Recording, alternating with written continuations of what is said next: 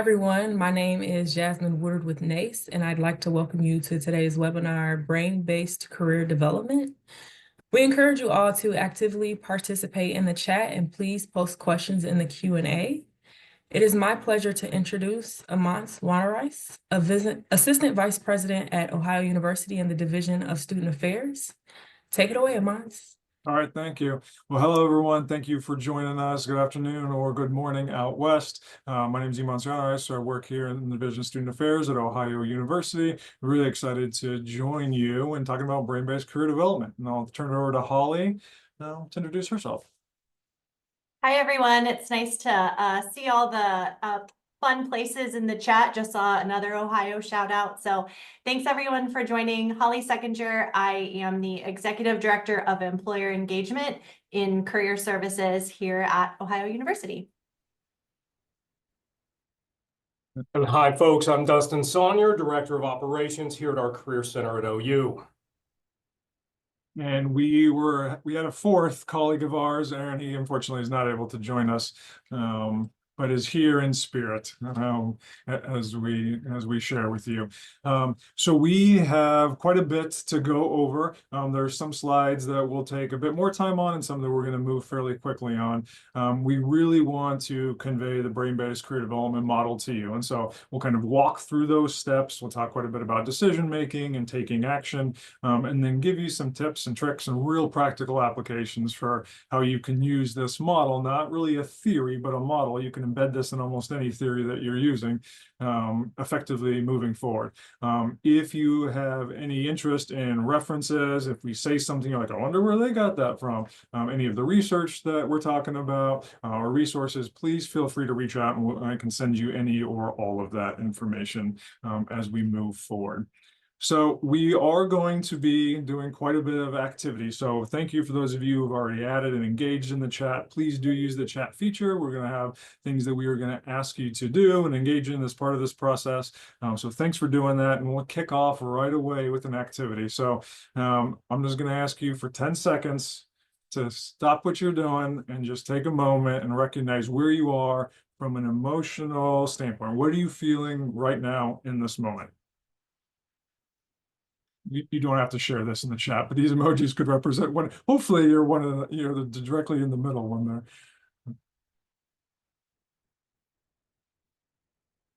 All right, so doing this check-in, we talk about this quite a bit in terms of coaching, but overall, doing an emotional check-in, labeling your emotions helps in a couple of ways. And doing this before each and every coaching session can help also. Because what we do when we label our emotions, you actually ground yourself in where you are right now. And what we're doing is we're decreasing unconscious emotional processing, and we're increasing our conscious logical processing. So I'll say that again. When we do this kind of emotional label check and you're saying, all right, here's how I'm feeling, you're decreasing any kind of unconscious emotional processing and you're increasing your conscious processing. And then you have the ability to do something about that. You can stay in this emotional state if you're feeling great, good, or if it's not where you want to be, then you can consciously, intentionally then pivot or move in a different direction, especially if you're working a lot with students or moving from meeting to meeting. So the best practice is to do this before you start any new activity, any new task, and then you could ride that space, or you can kind of take a step back and then choose to do something really different as well. So we're going to give you some tips and tricks, like I said, and the first one is before you do anything new, take a little moment, label that emotion, and then feel free to move on that or change as well. So as we work through this hour together, we're going to give you some research. We're also going to be talking about the model. Please do engage. Please stay active in the chat. If you have questions, add those in there. We'll try to get to them as quickly as we can. And again, afterwards, we can do that as well. I will be really direct in saying that if you're going to do emails or if you're trying to do several things at once, you're not going to get as much out of this. And so again and again, research is saying that there's really no such thing as multitasking. What you're doing is task switching from one thing to the other. And some of us get really good at doing that. but research says they're actually not doing any of those really effectively. So if you can, and if it's possible, zero in for this next hour and just lock in focus. And that's what we're really going to want to ask students to do as well when they're with us. Just do this thing. We're going to ask that you share your insights. There's going to be some reflection times. Please add those in the chat as well, because others are really going to learn as a community, and not just from what are on the slides, and ask lots and lots of questions as well. So stay with us. We'll work through this, and then ask those questions and share those insights, please. So let's go. Holly, over to you. All right. So what is career success? To me, seems like one of those things that feels really hard to put some words around. So when you think about your work with students, what does career success look like to you? In the chat, and I've got the chat pulled up, so I'll try and keep an eye on this. Tell us some things about how you would define career success. Maybe think about some of the outcomes you may want for your students. How do you know when students have reached these outcomes? How do you know that you yourself have been a direct link in this process? And how do you know that students have been taking steps in their career process? So I'm gonna keep a look here. Goal accomplishment of financial security. This is moving fast. I got to try to keep up here, but I love this, like, feeling fulfilled, happy to go to work every day. I would have never thought about that, but I love that comment. Reaching new milestones, that's a good one too, because everybody has their own different milestones. You enjoy what you're doing, a lot of those. Helping others achieve their dreams, sense of work doesn't feel like work. Students following up with us on their students following up with us on their process. That's one of my favorite things. I think we've all had those, like, students that come to mind when I read that out loud, of somebody that, you know, stopped by just to fill you in on an exciting job offer they received. But I even just saying that, I could shout out some names of those students. Knowing your why. I have a great presentation on knowing your why, so I really appreciate seeing that one in there. All right, and just being cognizant of the time, I'm going to move on a little bit, but I love reading through these. It kind of re-energizes me in my own, oh, Amans, I can't see the slide or the presentation anymore. I don't know if it's just me. Dustin, do you have it? You can see it, Dustin?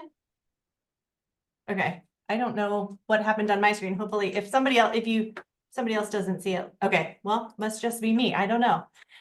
Okay, so we're gonna do another really quick activity, and I will explain the details here in a minute. And Amans gave us a little preview of this in multitasking. So if everybody can take out a piece of paper, or maybe it's easier to do on your phone or notes tab on your computer, but just write down everything you've been thinking about over the past 24 hours. So I'm gonna set a little timer on my phone for 30 seconds. So just brain dump everything onto that piece of paper, things that you've been thinking about. Things like maybe if you're like me, you need to text your mom because it's her birthday. Or what do I need to get from the store? When am I gonna get home to let the dog out? So I'm gonna set a quick 30-second timer and just write down everything that you have been thinking about. So 30 seconds starts right now.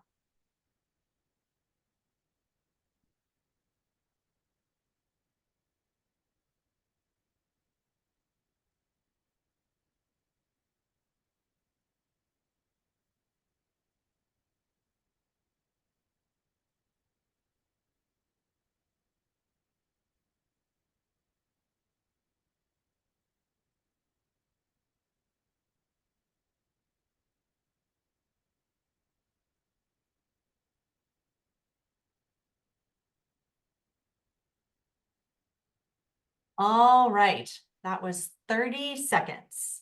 So maybe finish up your last thought there, get it out on paper.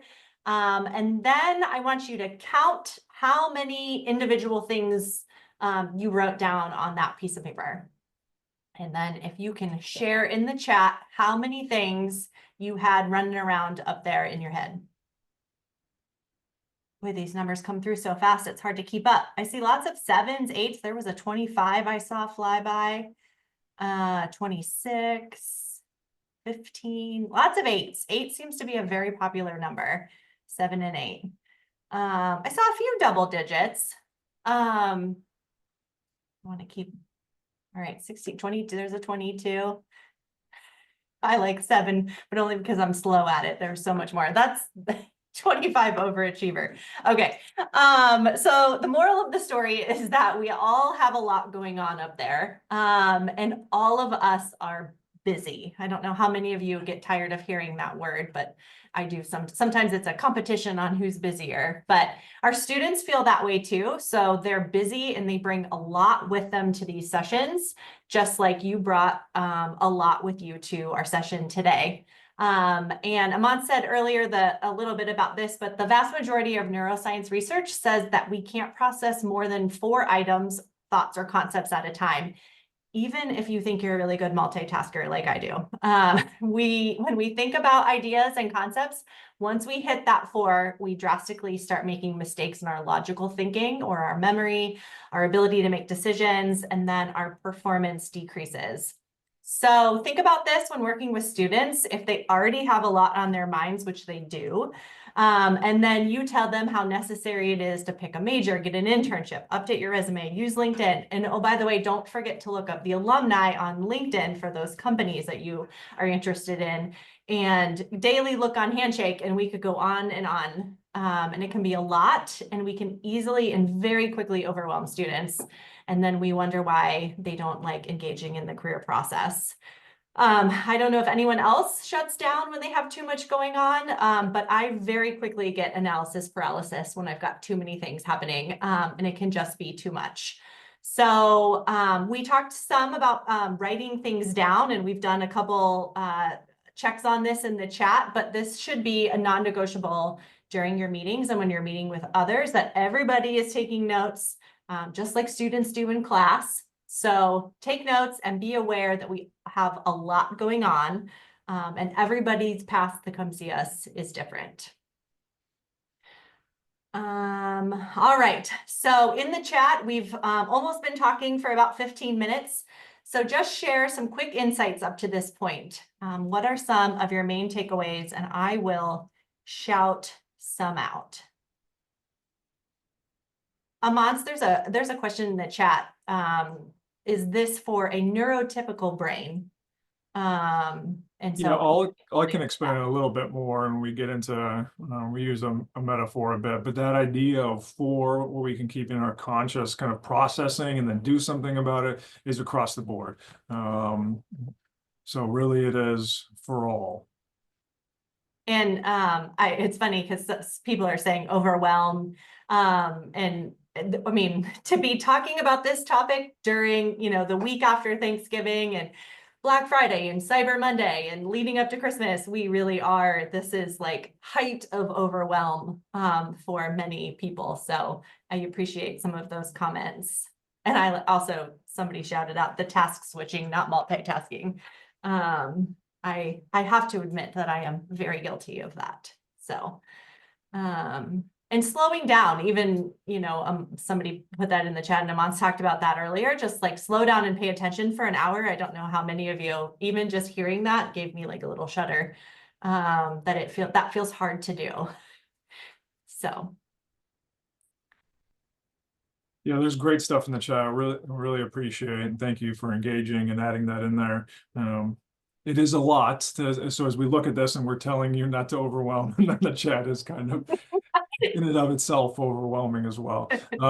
So moving on just to a little bit more research, and really when we think about BBCD, brain-based career development, and how we approach working with students or clients, part of what our goal and aim is that as a practitioner, we really are in this role of co-creation. So that will come up quite a bit. Co-creation, it is not our role when we think about BBCD, just to tell the student what to do, to dispense this advice into an empty receptacle that is a student or client, that's really not the role. And research is saying again and again, that's not going to be the most effective method. So constantly adding to the student's plate when they're already coming to you with a lot going on with them is not going to be an effective use of their time and an effective use of your time as well.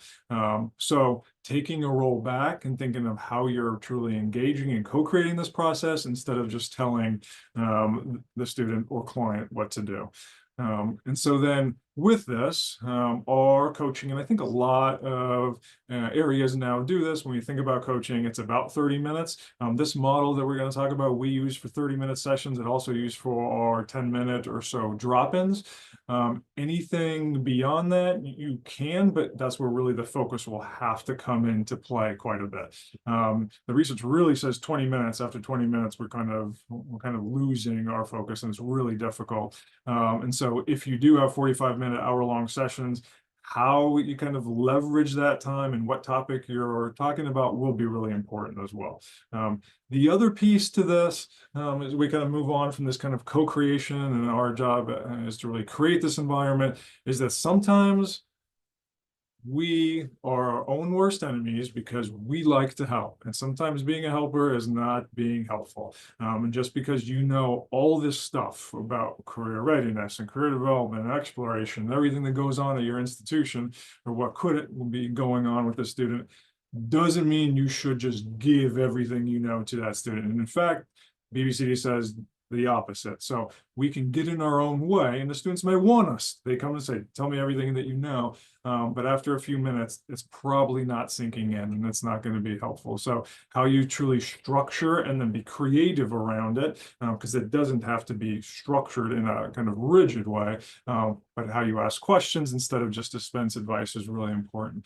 But career development's all about change, moving forward, and students will only do it if they think they can actually do it, and if they think that it's worth it to doing it. So in your mind, you may think it's your advice is the best in the world, and it's helped 10, 20, 600 students. It may not work for that specific student. So that student coming up with their own path forward is going to be your greatest way to leverage that co-creation as well. Let's push this a little bit here around expectations. So a student will come in with expectations of what your coaching will be like. Guys call it coaching, advising, success, however you say it. If they've never been to see you as a practitioner in a one-on-one or group setting, they're coming with some kind of an expectation. What I'm going to tell you now is going to sound a bit counterintuitive, but we as the practitioners want to set those expectations lower in the very beginning as part of setting up the process. And hopefully it is a process. It's not just one time meeting with the student, hopefully. And then you can exceed those expectations as you work through and really engage them as well. Because if a student sits down in front of you and thinks you're going to solve the world's problems for them or their own problems in 30 minutes, that's probably not going to happen. And so how do you right away talk about what's about to go down in the session and what your role is, what their role is, and how you then can co-create and move that process forward is going to be really important as well. So the expectations do change brain functioning. And so it really is a reward versus threat type of a thing. And so if they see, oh no, I'm not going to get what I want out of this, they're going to disengage more, or that dopamine level is going to start dropping. So right away, help them understand what this process is going to be like, what you're going to be realistically able to do, and then how to move that forward and drive success as we work through that as well. So think about it in kind of small victories and really activating the reward principle. And oh, I'm seeing some movement forward right away or within the next week after having met with you as well. So we're going to pause again quickly, put in some other insights that you have at this point. And while you're doing this, I'll just add that as we're getting close to sharing the model, that we have researched and assessed this model. We've really implemented it since 2014. We've done quite a bit of work kind of nationally and regionally with you all, potentially other colleagues. And this model can work in any theory. So this is not to replace any theory that you're using that's career-based. It's to be added in. You could take pieces of this, you could take the whole thing. But what it's shown to do, and what our research has shown is that students are more likely to take action after they leave our sessions. They're more confident, they feel better about what their outcomes are, and they're able to make career decisions, which is a really important thing when we think about career readiness and career development overall. Amongst, there's a couple questions in the chat. Okay. I don't know. I don't know if you want me to shout them out here, but there's a lot of questions Sure. about maybe setting some expectations from the start, and someone asked you to repeat the time. Yeah, so the expectations. So we'll talk about this in the step, in one of the steps, where in the very beginning, so the first time you meet with a student, that's when you really will talk about kind of the role and the expectations. And even saying something as, we have 30 minutes today, will be really helpful. Or if you're in drop-in appointments, we have 10 minutes today. And then sticking with that, because everyone on your team, hopefully will be sticking with that also. But that way a student doesn't think they're going to have 2 hours with you. And again, knowing research, that's not going to be that helpful anyways. Better to have smaller chunks repeatedly or in different ways, through classes, through different other activities the students can engage in as well.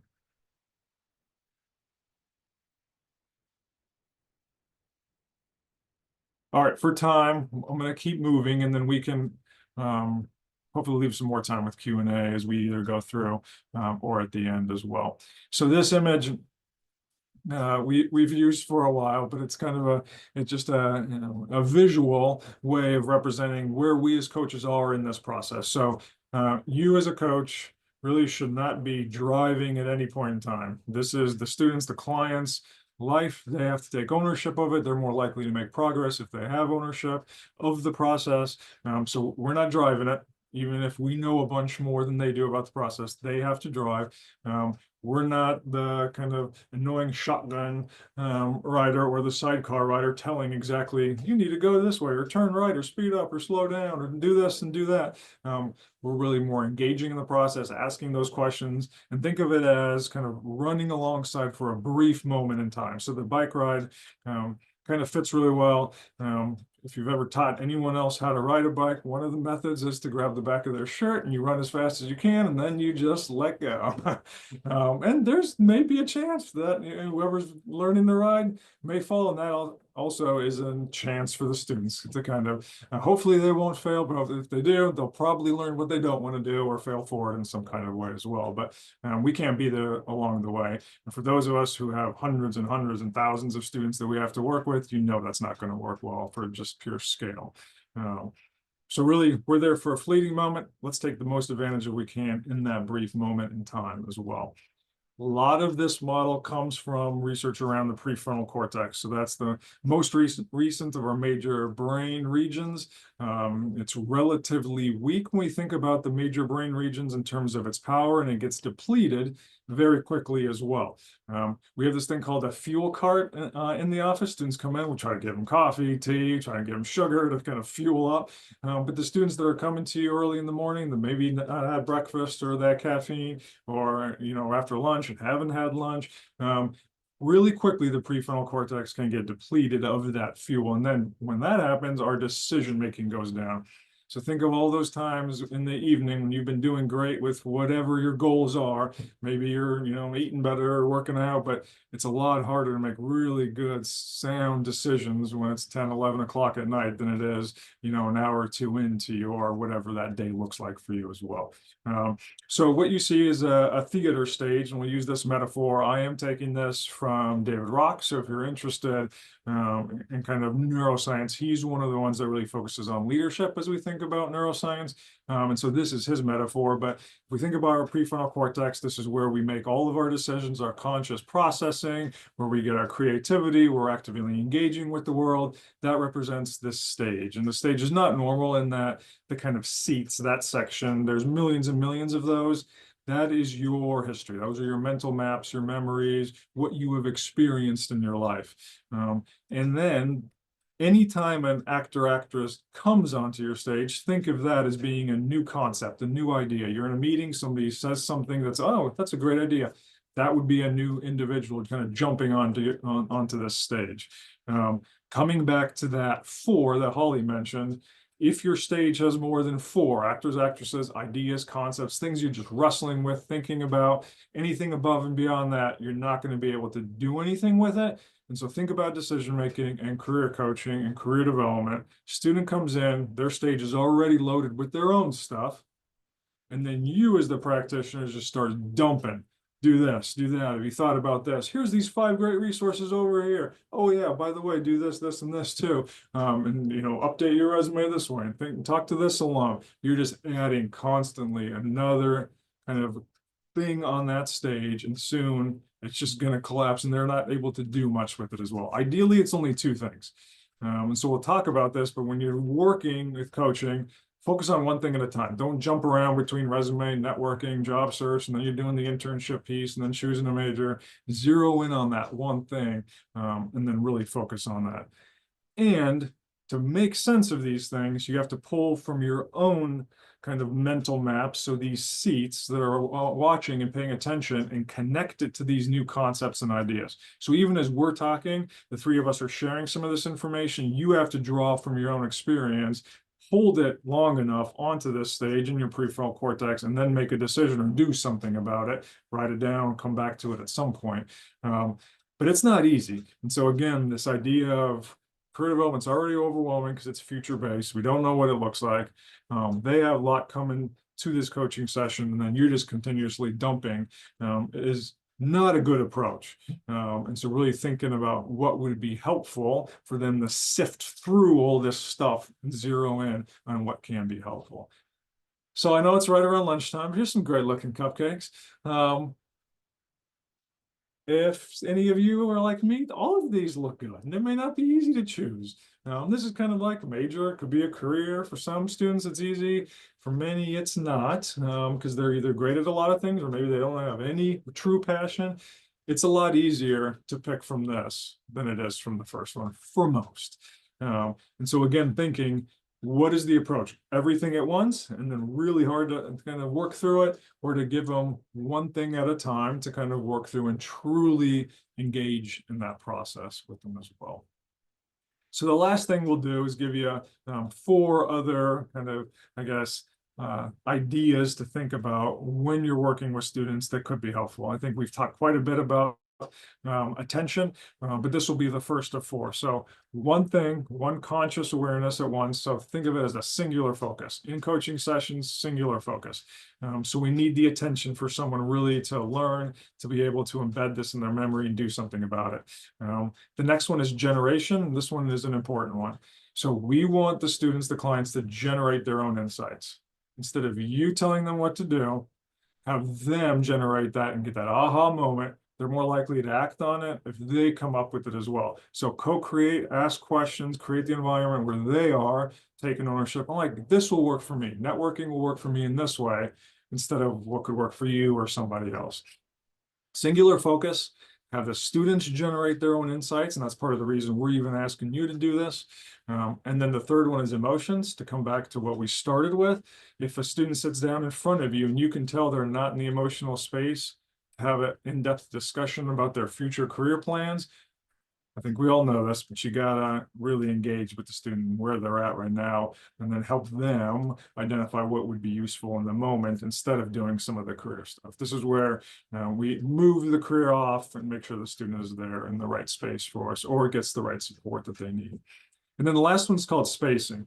And so as much as possible, we need to think about things again and again and again repeatedly. And so this idea of sleep on it is a true one, and research backs this up as well. So before making decisions, there needs to be some repetition, because you may feel differently tomorrow than you did today. And we make our decisions today for the tomorrow based on how we feel today. So having more context will be helpful overall to make really high quality decisions as we think about career. So singular attention, singular focus, right emotional space, generate your own insights, and then have the spacing as you're kind of learning through concepts or learning how to engage in a job search. It'll take a while. We know it will, but give some of that space. So more engagement across your entire institution around concept is going to be better than one lengthy session where you got one shot to tell a student everything you ever know that they should be able to do.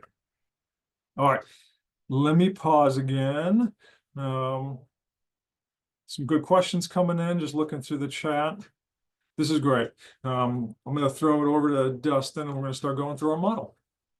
Thanks, Iman. So, like he said, we're about to move through the BBCD model, but we will practice and debrief as we go along. Firstly, as he said, all of our appointments, scheduled appointments, are 30 minutes in length, so as not to overwhelm our student or client. Neuroscientific study has indicated to us that 20 minutes is about as long as we can passively take in information, so we need to acknowledge and respect that while speaking to our clients. So, step being the greeting. Now, let's do a little exercise. What do you typically say to a student when they sit down in your office? What is your greeting?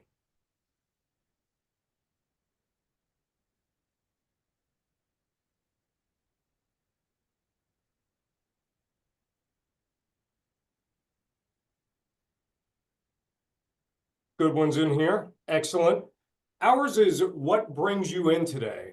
Some of you may have said, how can I help you today? Which may imply that we can help them. But inferring that may, set us at a disadvantage. They may not need what we have to offer at that time for a number of reasons.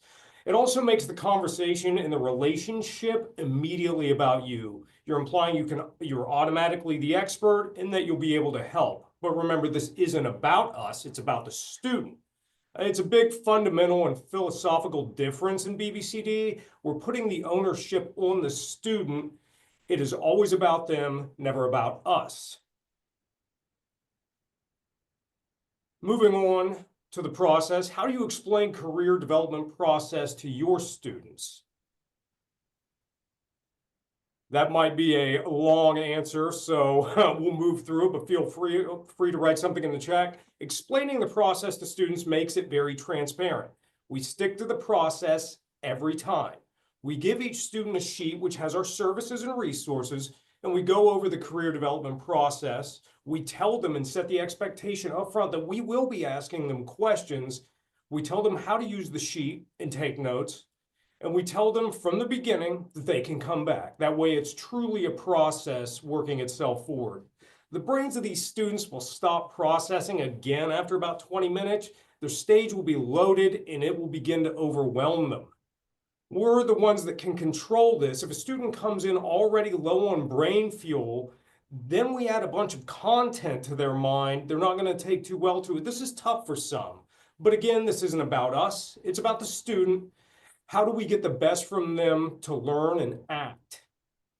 In terms of expectations at the first session, we set the stage for the BBCD process, providing enough information about what the future holds to reassure the client of the BBCD model. Make the process evident to the client or student up front. Hand out your sheet, go over how you would do it with the student. So I'm going to jump in and maybe just give a quick example of this. So student first sits down with you. What brings you in today? Some of you got some really good, what goals do we want to accomplish? But again, put the ownership on the student, and then talk through how much time you have so that expectation is set. Dustin said, we are going to say, we're asking questions. That way the students don't think or aren't prepared. And all of a sudden you're asking 5-6 questions, especially if it's an introverted or a student that doesn't give you much.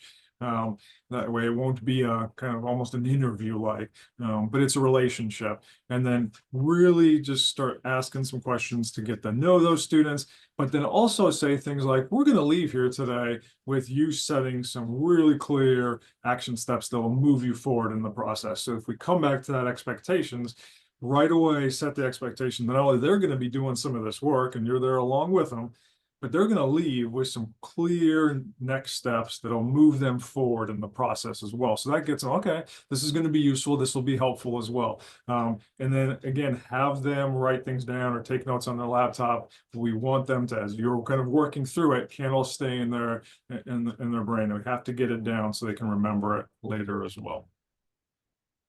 All right, moving on to chunking the process, it's exactly what it sounds like. Breaking decisions and projects up into chunks.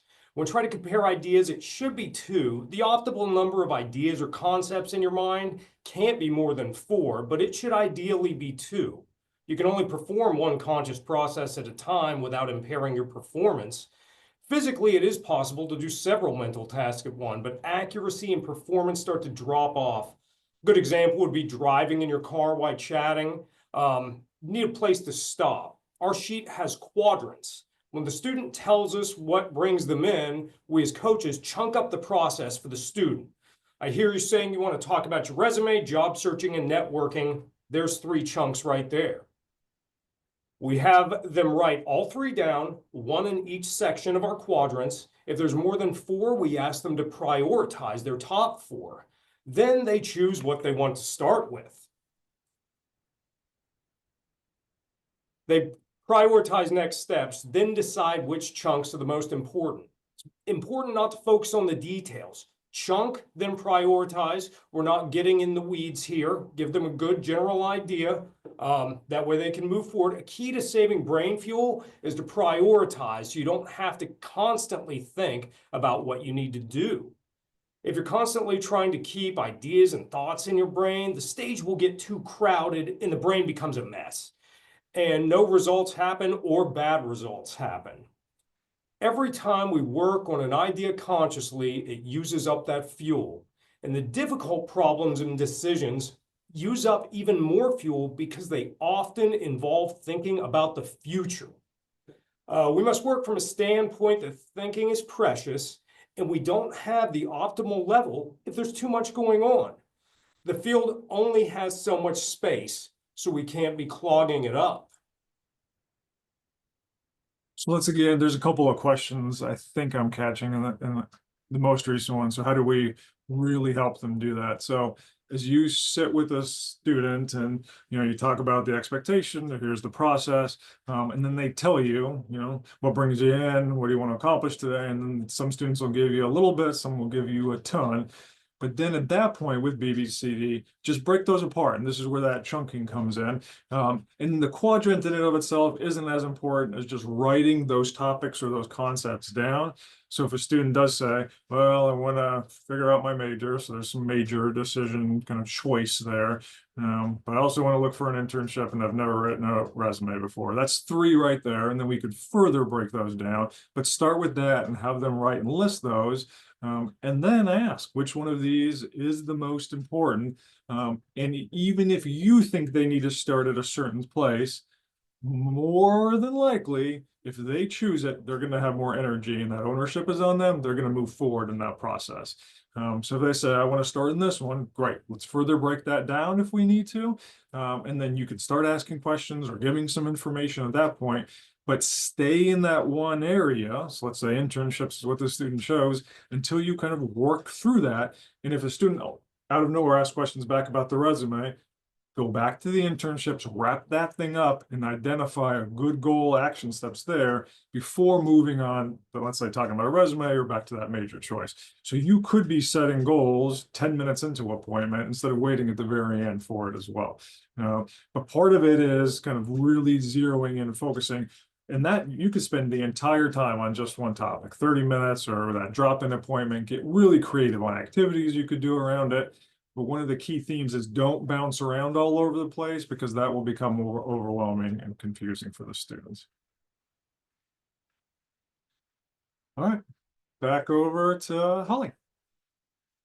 All right, and I am gonna take us back to the stage analogy that we talked about earlier.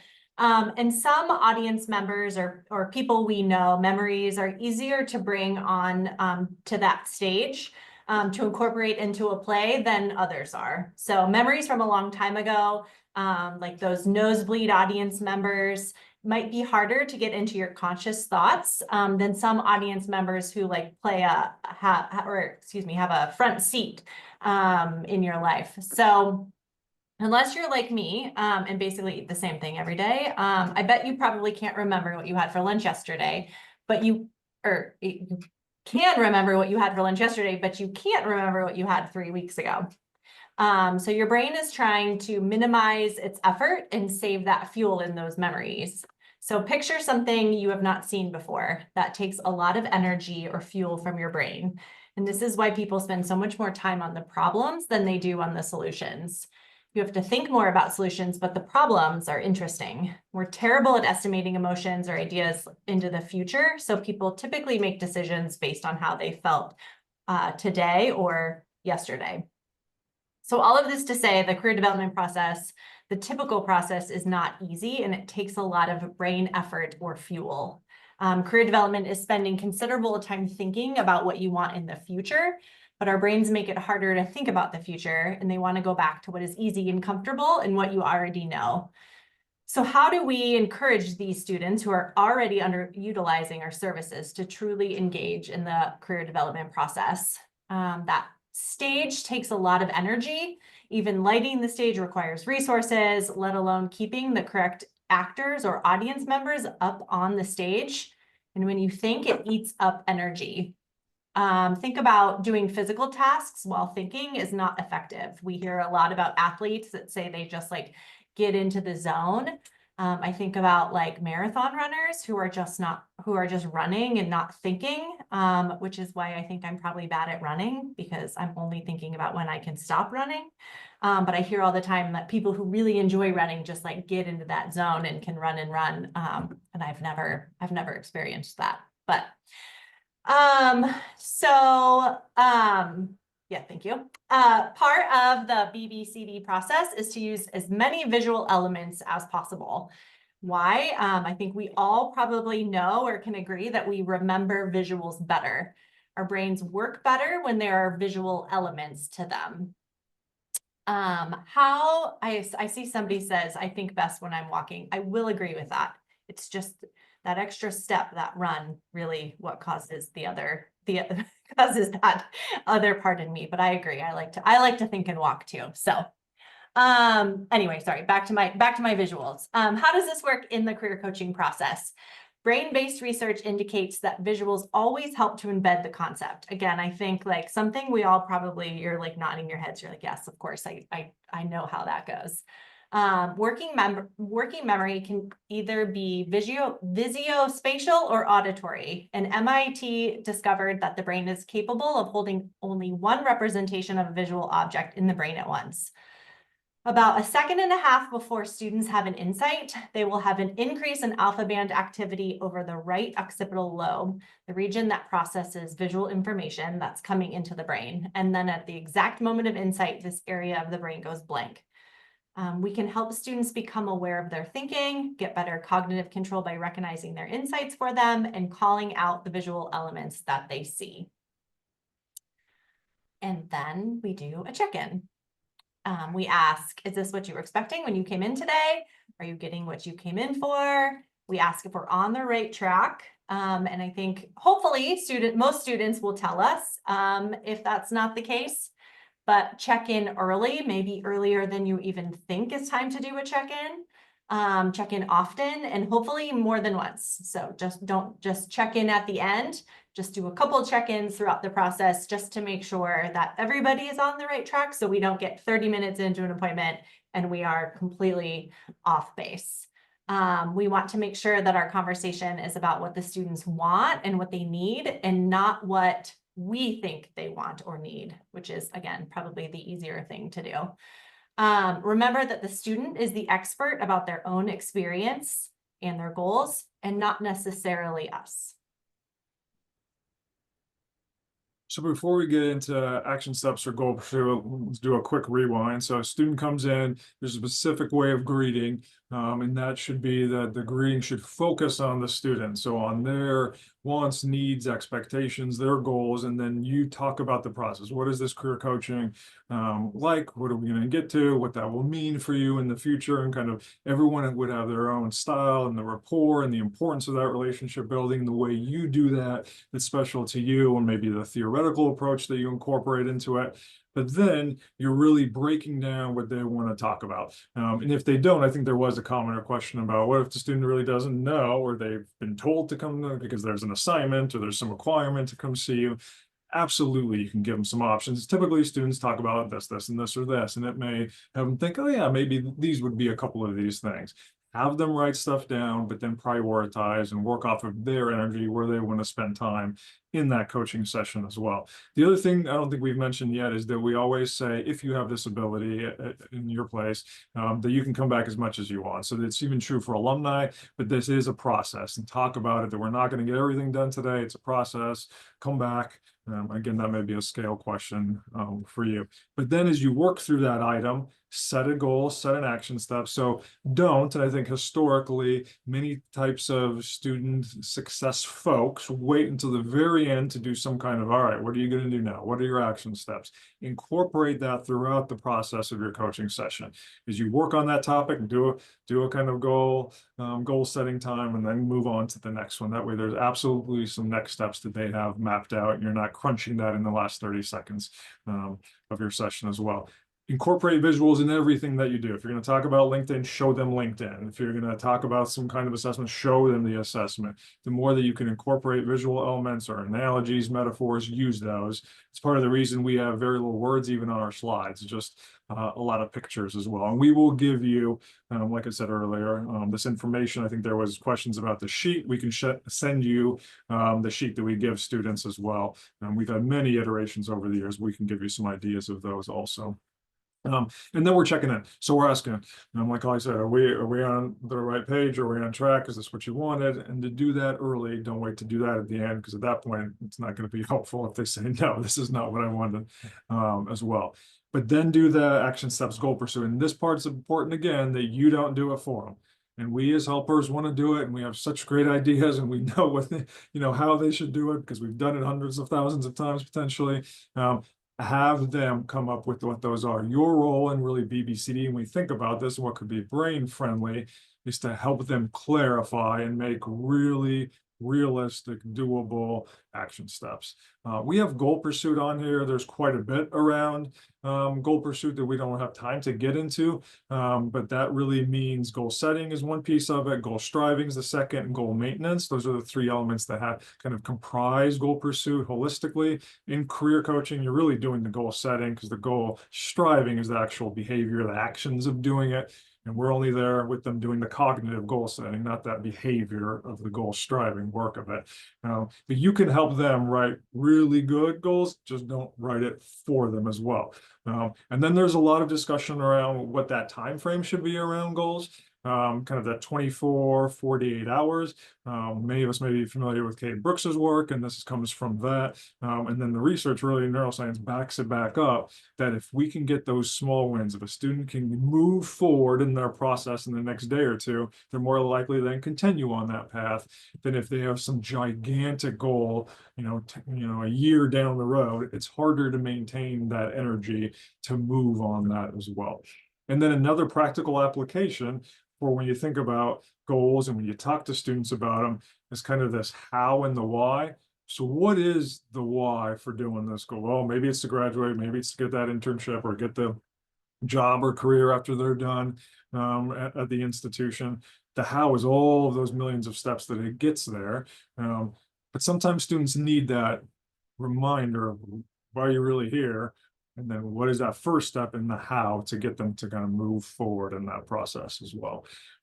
So don't wait to set goals, do it kind of throughout your session. So at the end, the student may have one goal, they may have 5 or 6, and that's fine, but they should be doable. Make sure that those, they're not setting themselves up for something that's not really doable.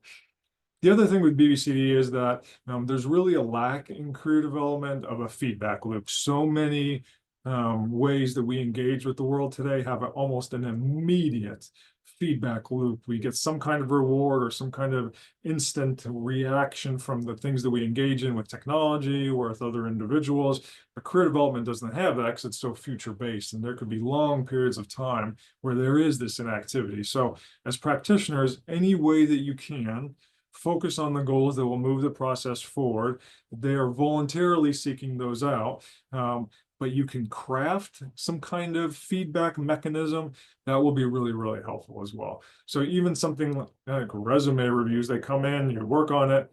How then did they know that that actually was effective? And so thinking through your processes or procedures or how else you engage them or others on your campus to give some of this feedback pretty quickly, that will help them continue to move forward in this process as well.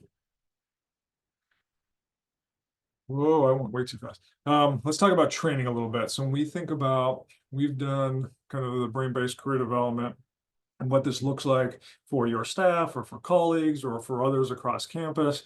It really should be based on performance, not just your knowledge. And what I mean by that is you may know all kinds of resources and have years and years and years and years of experience. But how you actually use that is going to be the really more important thing as you think about training.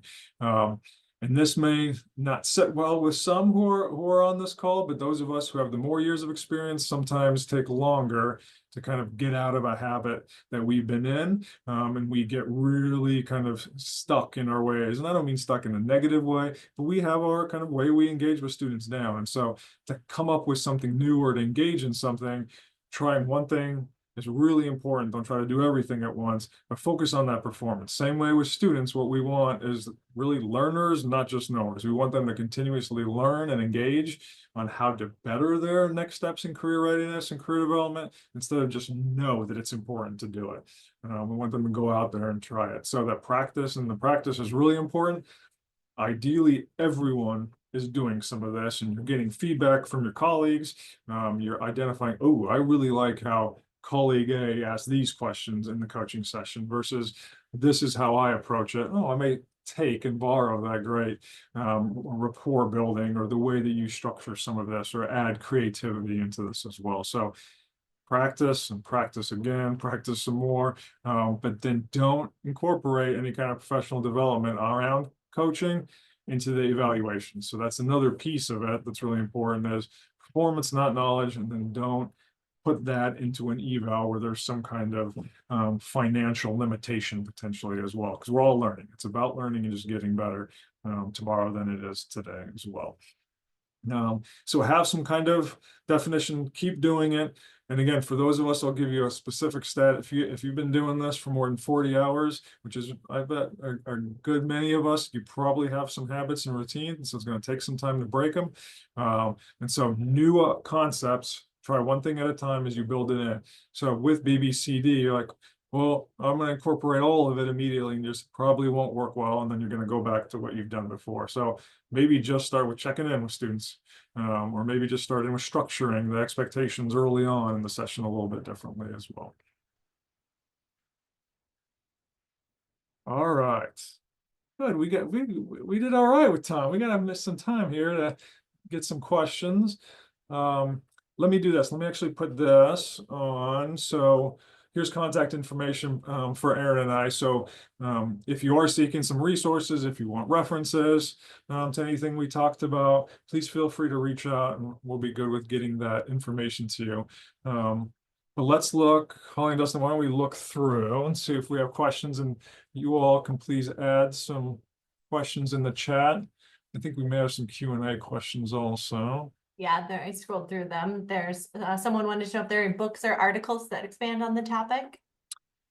Yes, so we, NACE has published BBCD that you can purchase from NACE.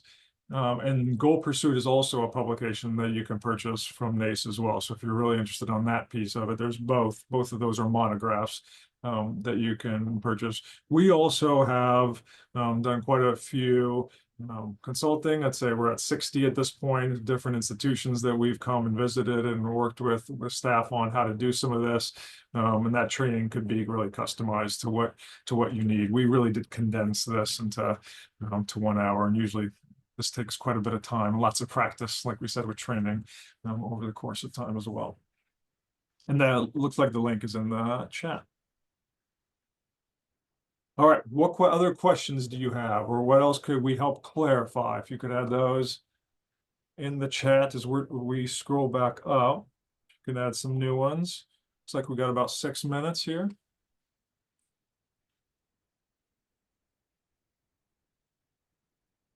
We have any recommendation for a BBCD coaching training? So the training is, if you reach out to me, we can talk through what that could look like. We've done it with large staff, small staff. We can come in. That could be a day. It could be longer as well. And then coaching holistically, NACE has a fantastic, and I'm one of the NACE faculty members that does the coaching where you can get certified for the BBC, BCC, sorry, credential as well. And so they run all kinds of in-person and virtual sessions around coaching, which are great. And that's on the NACE website.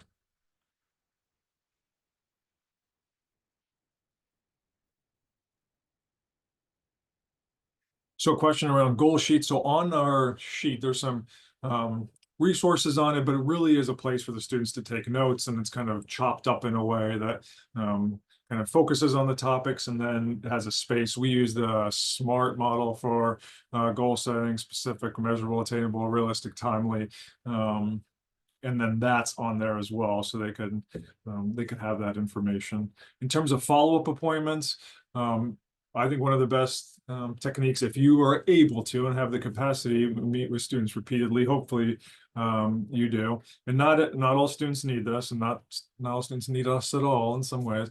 I would before you go and finish your appointment, see if they want to schedule it right there on the spot, or walk them to the front desk if you have that, or online, look at calendars and just book it right there in the moment, you know, for a week or 2 weeks later.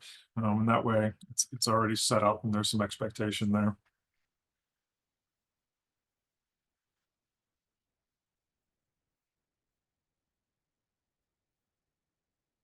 Appointment length for resumes, I think so. Overall, 30 minutes, and a resume review could be a part of that 30 minutes. We do those in 10 minutes as well. I think it depends where that student is coming in. If they have never written one, then we really need to walk through what that looks like, or if they have a really fine-tuned one, they're just you're helping them customize it for a specific position. I think that would really depend. My one technique for this, or not technique, but recommendation, again, based on research, is don't do the writing for the students. So if they have their resume, even if it's printed out or on a laptop, don't you start typing in the laptop. Don't you start writing. Make them do that work. My excuse is you're not going to read my writing anyway. So now it's mostly on laptops, but yeah, make them do it. We also have how much of the neuroscience research, if any, do we share with students in sessions? Yeah, some of the outcomes that we have measured around both assessment and research is if students are moving forward and taking action, if they're following through on the goals, action steps that they set in our sessions, are they doing that? So we've done some kind of pre-post, 1 week out, several months out type of research, and we are getting pretty good results, that they're more confident, good self-efficacy, they feel that they are able to move on, and then those results in terms of decision making, we're seeing some great stuff from that too.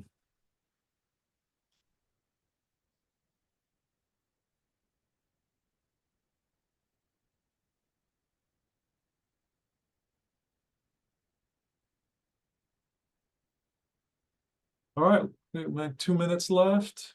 Holly, Dustin, you seen anything else in here as we scroll through? If I have missed anything, please feel free to speak up. It's becoming a long chat bar.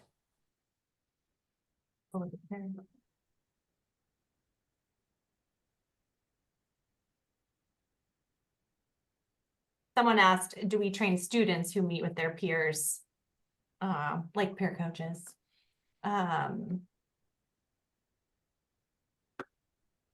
We do. So be that graduate students and or undergraduate students, yes, from kind of in this model, but then also in doing various types of trainings, class presentations, those kind of typical things.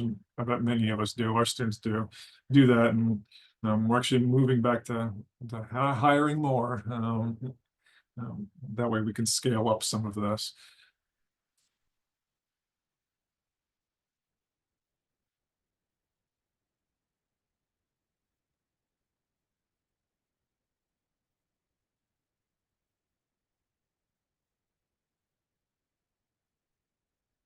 We have a metrics question here. In terms of the metrics, the pre-appointment survey gauges the way students are feeling at the time, whereas the post-appointment survey Once again, ask those questions to see the change in thinking that they've, how they feel after the appointment, if they feel more fulfilled.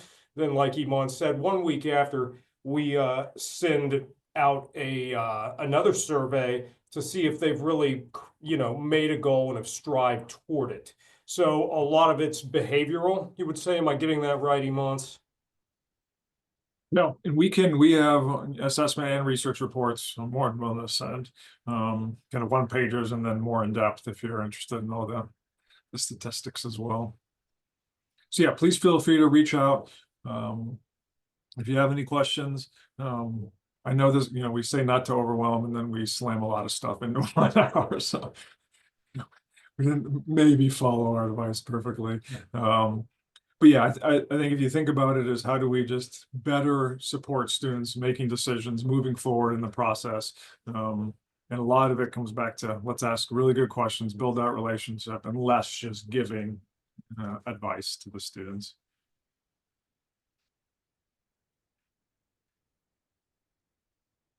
Well, thanks everyone for joining. We really appreciate your time. We know there's a lot going on this time of year. You can connect with any of us. We'd appreciate it. Yeah, we thank you. Hope you have a great rest of the day. Take care, folks. Thanks, everyone.